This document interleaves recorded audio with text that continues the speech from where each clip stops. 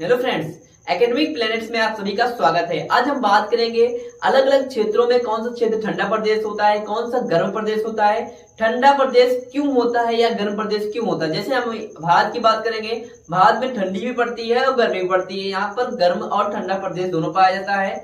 और अगर हम बात करते हैं इंग्लैंड या अमेरिका की, तो ये क्या होते हैं, ठंडे प्रदेश होते हैं। या इसके ऊपर जाएंगे, हम ध्रुवों पर जाएंगे तो यहाँ पर वर्ष भर ठंडी पड़ती रहती है। ऐसा क्यों होता है, इसको हम इन डिटेल समझेंगे। तो चलिए शुरू करते हैं।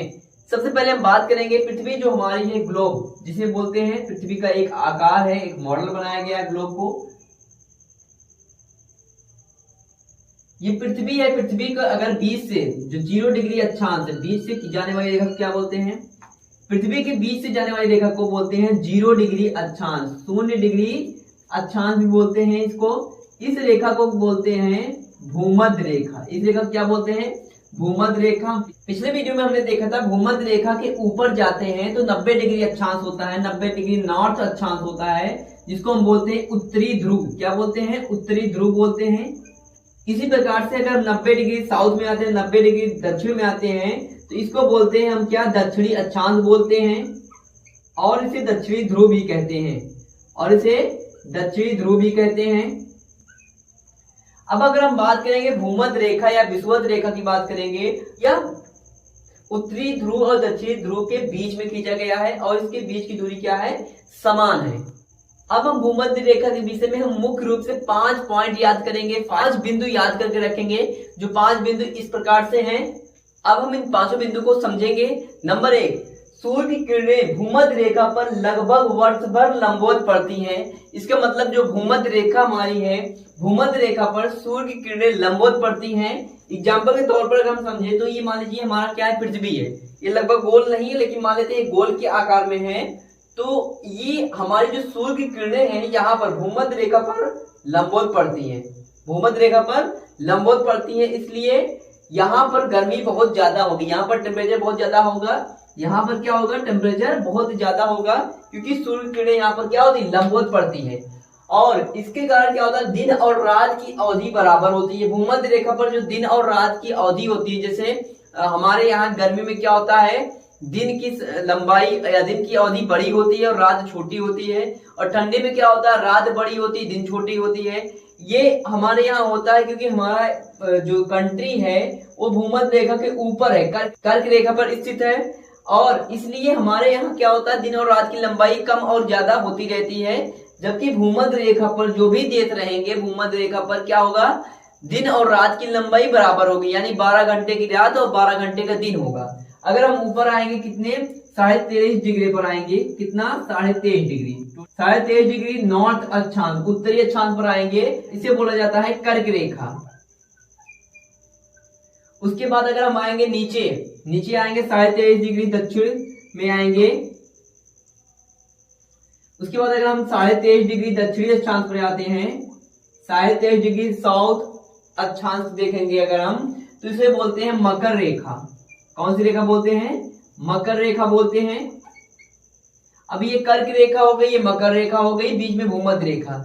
तो हमारी जो सूर्य की किरणें होती है कर्क रेखा से मकर रेखा के बीच वर्ष भर पड़ती रहती है। इसलिए यहाँ पर जो होता है गर्मी बहुत ज्यादा होता है, इसलिए इसे हीट जोन भी कहते हैं, या उष्ण कटिबंध जोन बोलते हैं। उष्ण मीन्स होता है गर्म और कटिबंध मीन्स होता है जोन, क्षेत्र होता है, इसलिए इसे गर्मी वाला क्षेत्र बोला जाता है। इस क्षेत्र में जो भी देश होते हैं वहां पर गर्मी बहुत ज्यादा पड़ती है। जैसे हमारा इंडिया है, तो अगर हमारे इंडिया की बात करेंगे तो हमारा इंडिया का कुछ पार्ट जो है कर्क रेखा से होकर जाता है। इसलिए इंडिया में क्या है, गर्मी बहुत ज्यादा पड़ती है। कब, 21 जून को, 21 जून को गर्मी पड़ती है। क्यों गर्मी पड़ती है, क्योंकि 21 जून को जो सूर्य की किरणें होती है कर्क रेखा पर लंबवत पड़ती है। मैप एग्जाम्पल के तौर पर समझ लेंगे, इंडिया का मैप एग्जैक्ट नहीं बना, लेकिन लगभग आप मान लेंगे इंडिया का मैप ऐसे है। तो इंडिया के किन किन राज्यों से कर्क रेखा होकर जाती है, इसको कमेंट करके आप बताएंगे। और इतना समझिए कि 21 जून को कर्क रेखा पर सूर्य की किरणें लंबवत पड़ती हैं। इसलिए 21 जून को हमारे यहाँ यानी इंडिया में सबसे बड़ा दिन होता है।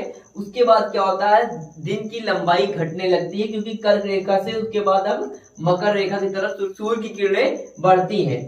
22 दिसंबर की, अगर 22 दिसंबर की बात करेंगे तो 22 दिसंबर 22 दिसंबर की बात करें तो 22 दिसंबर को मकर रेखा पर सूर्य की किरणें लंबवत पड़ती है और मकर रेखा ऑस्ट्रेलिया से होकर जाता है। ऑस्ट्रेलिया जो कंट्री और महाद्वीप है तो ऑस्ट्रेलिया से होकर जाता है। तो 22 दिसंबर को मकर रेखा पर यानी ऑस्ट्रेलिया में सबसे बड़ा दिन होता है और सबसे बड़ी रात मकर रेखा पर कब की बात करेंगे तो 21 जून को होता है। हमारे यहाँ 21 जून को सबसे बड़ा दिन होता है और 22 दिसंबर को सबसे बड़ी रात होती है। अब अगर हम बात करेंगे तो हम लोग क्रिसमस डे मनाते हैं। अगर हमसे पूछा जाए क्वेश्चन में कि क्रिसमस डे जो ऑस्ट्रेलिया में मनाया जाता है गर्मी के मौसम में मनाया जाता है कि ठंडी के मौसम में, तो हमारे यहाँ 22 दिसंबर को तो ठंडी पड़ती है। हमारे यहाँ 22 दिसंबर को ठंडी पड़ती है क्योंकि कर्क रेखा पर सूर्य की किरणें लंबवत नहीं पड़ती, लेकिन ऑस्ट्रेलिया में मकर रेखा पर सूर्य की किरणें लंबवत पड़ती है 22 दिसंबर को। इसलिए 25 दिसंबर को जो क्रिसमस डे मनाया जाएगा तो यहाँ पर ग्रीष्मकाल होगा यानी गर्मी का समय होगा। आगे हम चलते हैं, इसके बाद थर्ड पॉइंट को समझेंगे। तो वर्ष भर में 2 बार सूर्य की किरण लंबवत पड़ती है, किस पर? भूमध्य रेखा पर। भूमध्य रेखा पर वर्ष में 2 बार लंबवत पड़ती है। तो ये आपका होता है 21 मार्च,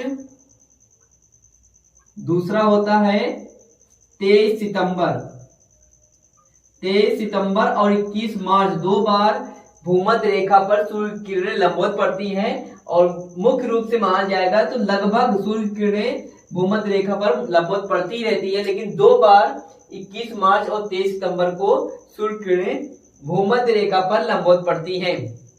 तो आप लोग याद रखेंगे, पहला पॉइंट सूर्य की किरणें लगभग वर्ष भर लंबवत पड़ती है, लेकिन अगर मुख्य रूप से बोला जाए तो कितनी बार? 2 बार सूर्य की किरणें भूमध्य रेखा पर लंबवत पड़ती है। कब कब? 21 मार्च और 23 सितंबर। इसके बाद बात करेंगे तो सूर्य की किरणें लंबवत पड़ती है, इसलिए क्या होता है दिन और रात की अवधि क्या होती है? भूमध्य रेखा पर बराबर होता है।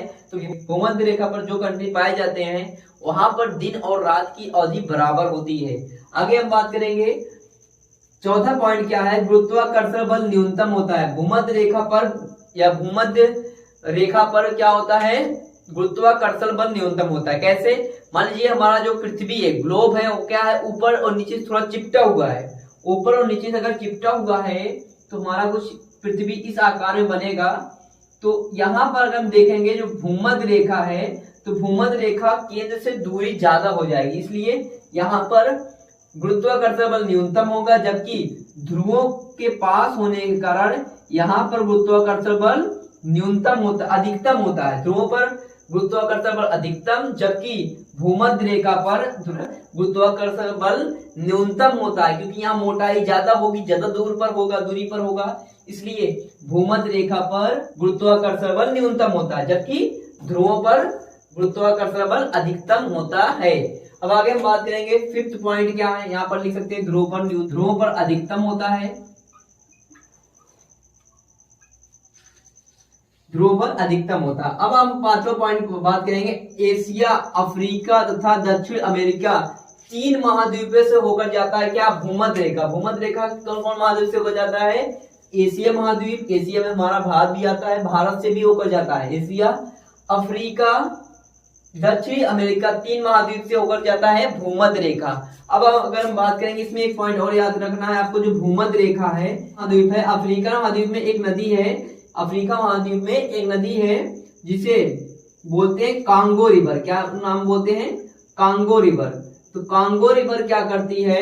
भूमध्य रेखा को 2 बार काटती, मतलब एक बार जहां से उद्गम स्थल है उसको आगे बढ़ी, एक बार यहाँ काट दिया भूमध्य रेखा को, फिर से दोबारा इस रेखा को काट दिया, यानी भूमध्य रेखा को कांगो रिवर क्या करती है? 2 बार। कांगो रिवर यानी कांगो नदी जो है भूमध्य रेखा को 2 बार काटती है। मुझे आशा आपको यहाँ तक समझ में आ गया होगा। अब हम समझेंगे कर्क रेखा और मकर रेखा। कर्क रेखा को हम समझेंगे तो कर्क रेखा में आप इतना समझेंगे, कर्क रेखा 23.5 डिग्री अक्षांश है, उत्तरी अक्षांश है। मकर रेखा क्या है? 23.5 डिग्री दक्षिणी अक्षांश है। इसके विषय में और हम नेक्स्ट पेज में समझेंगे। अगर आपको यहाँ तक समझ में आ गया, इसको नोट कर लेंगे और आगे हम बढ़ते हैं। तो फ्रेंड अब हम भूमध्य रेखा को समझ चुके हैं। अब हम समझेंगे कर्क रेखा क्या है, मकर रेखा क्या है, अंटार्कटिक वृत्त क्या है और आर्कटिक वृत्त क्या है, इसको ध्यान से समझेंगे। और इसी की साथ हम समझेंगे गर्म और ठंडा प्रदेश कहां पर पाया जाता है, कौन सा क्षेत्र गर्म होगा, कौन सा क्षेत्र ठंडा प्रदेश होगा, इसको हम समझेंगे। तो चलिए शुरू करते हैं। सबसे पहले अगर हम बात करेंगे 0 डिग्री अक्षांश को, 0 डिग्री अक्षांश बोलते हैं भूमध्य रेखा, क्योंकि यह पृथ्वी को 2 बराबर भागों में बांट देती है।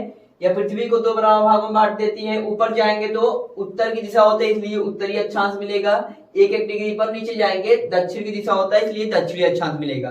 अगर हम बात करेंगे ऊपर 23.5 डिग्री जाएंगे, 23.5 डिग्री उत्तर में जाएंगे तो 23.5 डिग्री नॉर्थ अक्षांश मिलेगा, जिसे हम बोलते हैं कर्क रेखा, जिसे हम क्या बोलते हैं, कर्क रेखा बोलते हैं। और नीचे आएंगे 23.5 डिग्री साउथ में आएंगे, 23.5 डिग्री दक्षिण में आएंगे तो इसे बोलते हैं मकर रेखा। कौन सी रेखा बोलते हैं, मकर रेखा बोलते हैं। अब यहाँ पर कर्क रेखा और मकर रेखा क्यों खींचा गया है, इसका एक रीजन है, क्योंकि यहाँ तक सूर्य की किरणें लंबवत पड़ती है, मतलब वर्ष भर आपका कर्क रेखा और मकर रेखा के बीच में ही सूर्य की किरणें लंबवत पड़ती है, इसलिए यह क्षेत्र बहुत गर्म होता है। यह क्षेत्र क्या होता है, बहुत गर्म होता है। और इस क्षेत्र को बोलते हैं क्या, टॉरिड जोन इंग्लिश में बोलते हैं और हिंदी में बोलते हैं उष्णकटिबंध क्षेत्र, उष्णकटिबंध,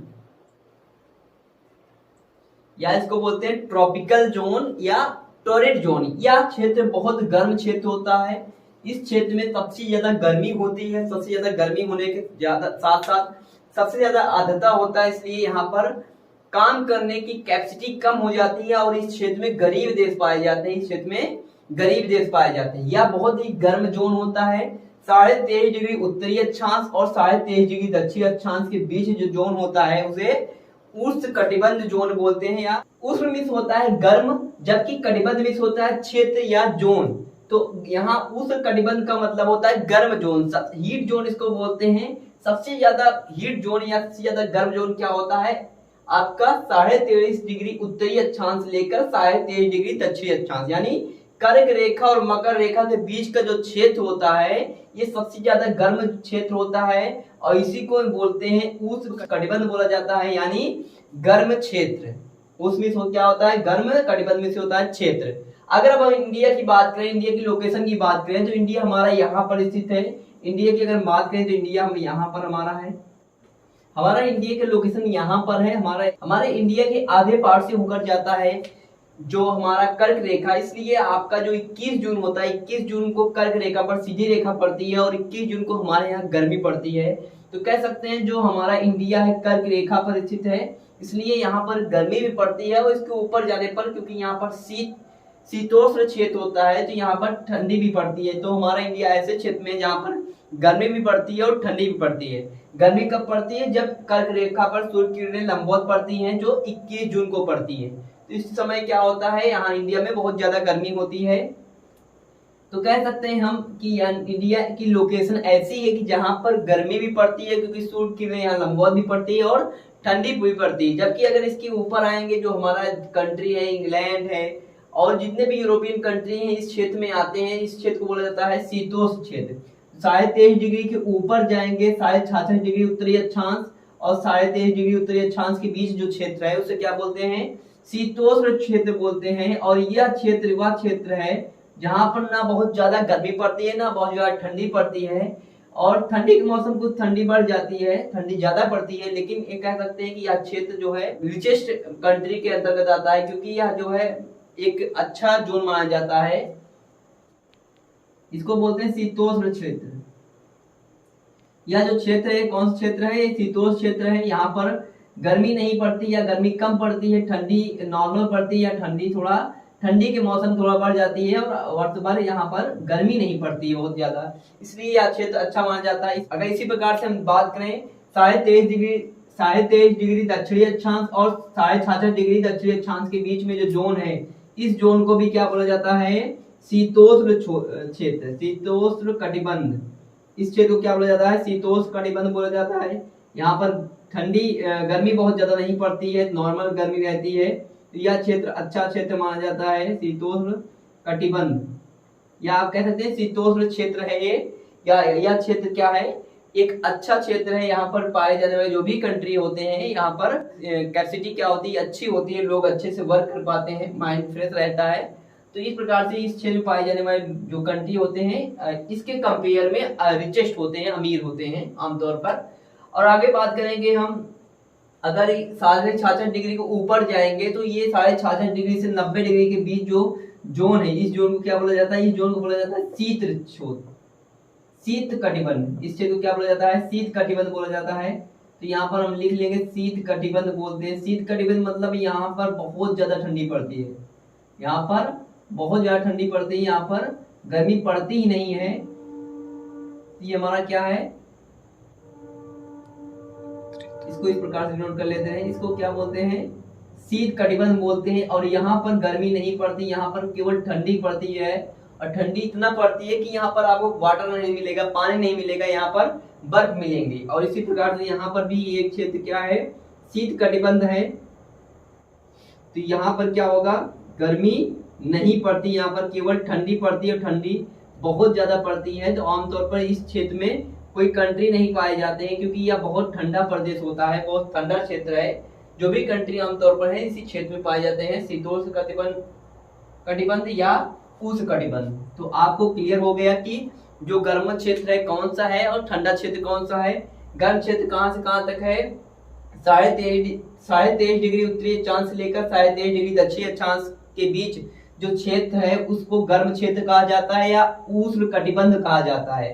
दूसरा अगर हम देखेंगे 23.5 डिग्री ऊपर जाएंगे, 23.5 डिग्री उत्तरी अक्षांश से लेकर 66.5 डिग्री उत्तरी अक्षांश के बीच जो जोन होता है, जो क्षेत्र होता है, इसे बोलते हैं शीतोष्ण कटिबंध बोलते हैं। और यह क्षेत्र में गर्मी नहीं पड़ती या नॉर्मल गर्मी पड़ती है और ठंडी भी बहुत ज्यादा नहीं पड़ती, तो यह क्षेत्र अच्छा माना जाता है, इसे शीतोष्ण कटिबंध बोला जाता है। इसी प्रकार से अगर हम 23.5 डिग्री दक्षिणी अक्षांश से लेकर 66.5 डिग्री दक्षिणी अक्षांश तक बोलेंगे तो यह भी हमारा क्या होता है, शीतोष्ण कटिबंध होता है। और इसके नीचे वाला जोन जो है 66.5 डिग्री से 90 डिग्री अक्षांश तक, उसको बोलते हैं शीत कटिबंध। यहाँ पर ठंडी बहुत ज्यादा पड़ती है, इसलिए यहाँ पर आमतौर पर कोई कंट्री नहीं पाया जाता, यहाँ पर कोई लोग नहीं रहते हैं, क्योंकि यहाँ पर पानी नहीं मिलता आपको। जो भी मिलेगा आपको हर कुछ पानी क्या होगा, महासागर भी आपका बर्फ के रूप में मिलेगा। तो यह बहुत ठंडा प्रदेश होता है। इसी प्रकार से यह भी शीत कटिबंध क्या है, बहुत ठंडा प्रदेश है, जो 66.5 डिग्री उत्तरी अक्षांश से लेकर 90 डिग्री उत्तरी अक्षांश तक है। इस प्रकार से हमने देखा कि 3 प्रकार के जोन होते हैं। एक हमारा है ये हमारा उष्ण कटिबंध है, दूसरा हमारा शीतोष्ण कटिबंध है और थर्ड हमारा शीत कटिबंध है। मुझे आशा आपको यहाँ तक क्लियर हो गया होगा। अब हम थोड़ा सा कर्क रेखा, मकर रेखा और आर्कटिक वृत्त और अंटार्कटिक वृत्त के विषय में 2-2 पॉइंट पढ़ लेते हैं, तो ये टॉपिक आपका कंप्लीट होगा। तो हम सबसे पहले बात करेंगे कर्क रेखा के विषय में। कर्क रेखा में हम 2 पॉइंट याद रखेंगे। पहला जो है, कर्क रेखा 3 महाद्वीप से होकर जाता है, एशिया महाद्वीप, अफ्रीका महाद्वीप और मध्य अमेरिका से होकर जाता है। यानी उत्तरी और दक्षिणी अमेरिका के बीच में जो मध्य अमेरिका है वहां से होकर जाता है कर्क रेखा। पहला है आपका एशिया महाद्वीप जहां पर भारत है, दूसरा है अफ्रीका महाद्वीप, तीसरा है आपका मध्य अमेरिका। 3 महाद्वीपों से होकर जाता है क्या, हमारा कर्क रेखा। दूसरा पॉइंट याद रखेंगे, जो कर्क रेखा है इसको भारत की माही नदी, भारत की माही नदी इसे 2 बार काटती है। जैसे हमारी ये क्या है, नदी कर्क रेखा है, इसको क्या कर रहा है, माही नदी 2 बार काट रहा है। इसका मतलब क्या है, जो हमारी माही नदी है कर्क रेखा को 2 बार काटती है यहाँ पर। अब आगे हम बात करेंगे मकर रेखा के विषय में। आपको पता है कर्क रेखा कितने डिग्री पर है, 23.5 डिग्री उत्तरी अक्षांश, इसको लिख सकते हैं 23.5 डिग्री नॉर्थ। इसका मतलब 23.5 डिग्री क्या हो जाएगा, उत्तरी अक्षांश पर क्या है, कर्क रेखा है। उसके बाद हम बात करेंगे मकर रेखा के विषय में। मकर रेखा क्या है, 23.5 डिग्री पर ये भी है, लेकिन 23.5 डिग्री पर दक्षिणी अक्षांश पर है, नीचे, यानी इसके नीचे पाया जाएगा दक्षिणी अक्षांश, 23.5 डिग्री दक्षिणी अक्षांश मकर रेखा है। तो मकर रेखा जो हमारी है इस पर भी 2 पॉइंट याद रखना है। यह आपका दक्षिण अमेरिका, अफ्रीका और ऑस्ट्रेलिया महाद्वीप से होकर जाता है। 3 महाद्वीप, पहला क्या हो जाएगा दक्षिण अमेरिका, दूसरा अफ्रीका और तीसरा ऑस्ट्रेलिया।